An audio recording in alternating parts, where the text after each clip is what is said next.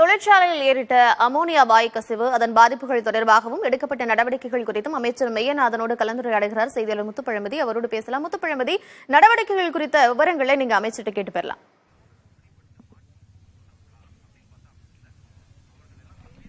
கார்த்திகா, இப்போ சென்னை பெரியகுப்பத்தில் ஏற்படுத்திய அமோனியா வாயு வெளியேற்றத்தால் அந்த பகுதி மக்கள் பாதிக்கப்பட்டிருக்கா சொல்லியிருக்காங்க. இது குறித்து அரசும் சுகாதாரத்துறை அமைச்சரும் அந்த சம்பந்தப்பட்ட இடத்துல பாதிக்கப்பட்ட மக்கள் பார்வையிட்டு அங்கே பேச்சுவார்த்தை நடத்திட்டு வர்றாங்க.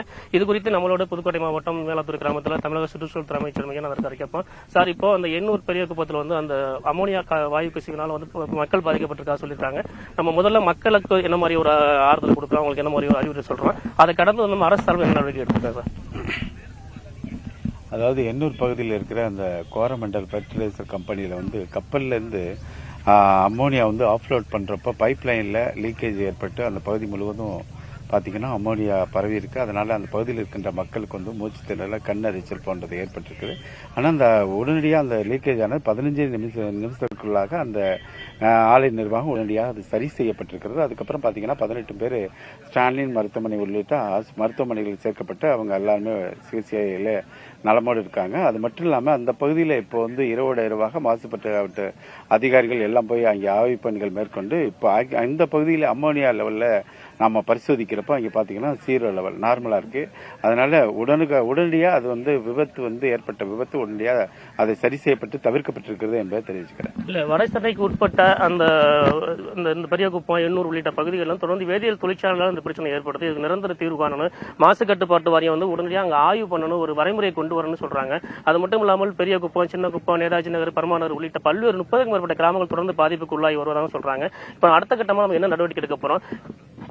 அதான் இந்த கோரமண்டல் கம்பெனியை பொறுத்த வரைக்கும் இது ஒரு ரெட் கேட்டகரி இண்டஸ்ட்ரி, சிவப்பு தொழிற்சாலை. இது மாதிரி அந்த வட சென்னை பகுதியிலே எண்ணூர் பகுதியில் இருக்கிற அந்த ரெட் கேட்டகரி இண்டஸ்ட்ரி எல்லாம் உடனடியாக மறு ஆய்வுக்கு உட்படுத்தப்பட்டு எல்லா தொழிற்சாலைகளும் அதற்கான கட்டமைப்பு சரியா இருக்கிறதா, அதே மாதிரி அதே சூழ்நிலையில் இது போன்ற விபத்துகள் ஏற்படுகிற போது அதை தடுப்பதற்கான நவீன தொழில்நுட்பங்கள் பயன்படுத்தப்படுகிறதா என்பதை கண்காணிக்க விரைவில் ஒரு குழு அனுப்பி அனைத்து அந்த சிவப்பு தொழிற்சாலைகளும் நம்ம ஆய்வு மேற்கொள்ள இருக்கிறோம் என்பதை தெரிவிச்சுக்கிறேன். இப்போ அந்த பகுதி மக்கள் போராட்டத்தில் ஈடுபட்டு வர்றாங்க. சம்பந்தப்பட்ட ஆலயம் மூடணும், அந்த உர நிறுவனத்தை மூடணும் சொல்லி போராட்டத்தில் ஈடுபட்டு வராங்க. அவங்க கோரிக்கை கொடுத்து நம்ம என்ன மாசு கட்டுப்பாடு வாரியம் நம்ம என்ன பண்ணிருக்கோம்? ஆமா, இரவோட இரவாக 2 மணிக்கெல்லாம் பாத்தீங்கன்னா மாசு கட்டுப்பாட்டு வாரிய சேசி உள்ளிட்ட அனைத்து அதிகாரிகளும் அங்கேதான் இருக்காங்க. அது இல்லாம இப்ப அந்த கம்பெனி தற்காலிகமா மூடப்பட்டிருக்கிறது. சல்பூரிக் ஆசிட் பிளான்ட் மட்டும் உடனடியாக நிறுத்த முடியாதுங்கிறதுனால அது கொஞ்சம் கொஞ்சமா ஷட் டவுன் பண்ணிட்டு இருக்காங்க. அதுவும் நிறுத்தப்படும். இன்றைக்கு அதனுடைய உற்பத்தி அனைத்துமே நிறுத்தப்பட்டிருக்கிறது என்பதை தெரிவிச்சுக்கிறேன். எதிர்காலத்தில் இந்த கம்பெனி மூலமாக இது போன்ற நடைபெறாமல் இருக்கிறதுக்கு என்ன நடவடிக்கை மேற்கொள்ளப்படும் என்பது விரைவில் அறிவிக்கப்படும். எண்ணூர்ல எண்ணெய் கழிவு கலந்து அந்த காயங்குடன் ஆறல அதுக்குள்ள மீண்டும் ஒரு வாயு கசிவு ஏற்பட்டிருக்கு. அப்போ இந்த மக்களோட பாதுகாப்புக்கு நம்ம அரசு என்ன பண்ண போறோம் பல்வேறு அரசியலமைப்பு கேள்வி எழுப்பியிருக்காங்க.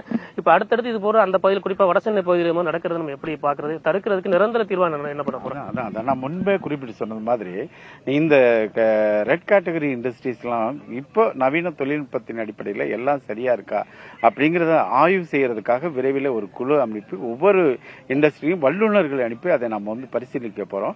அதே மாதிரி அந்த மாதிரி ஏதாச்சும் குறைபாடு இருந்தால் அதையும் சரி செய்யறதுக்கு வலியுறுத்தப்படும். இனிமேல் வடசென்னை பகுதி மட்டுமல்ல, தமிழ்நாட்டினுடைய எந்த பகுதியிலும் இந்த போன்ற நிகழ்வுகள் நடைபெறாமல் இருப்பதற்கு மாண்புமிகு தமிழ்நாடு முதலமைச்சர் அவர்கள் பாதுகாப்பு நடவடிக்கை மேற்கொள்வதற்கு விரைவில் நடவடிக்கை மேற்கொள்ள இருக்கிறோம் என்பதையும் தெரிவிச்சுக்கிறேன். ஒரு முறை மக்கள் பாதிக்கப்பட்டிருக்காங்க. இப்ப இந்த எண்ணெய் கழிவா இருக்கட்டும், இந்த வாயு கசிவா இருக்கட்டும், இதனால சுற்றுச்சூழலுக்கு என்ன மாதிரி பாதிப்பு ஏற்படுது, சுற்றுச்சூழல் பாதிப்பு ஏற்படும் நம்ம தடுக்கிறதுக்கு மாசு கட்டுப்பாடு. அதாவது இந்த எண்ணெய் கழிவினால் ஏற்பட்ட பாதிப்பு நம்ம அதிகமான பாதிப்பு, அது ஒன்றும் மாற்று கருத்து இல்லை. பட் இந்த கோரமண்டல் ஃபெர்டிலைசர் ஆலையிலிருந்து வெளியே அம்மோனியா 15 நிமிஷத்தில் சரி செய்யப்பட்டிருக்கிறது.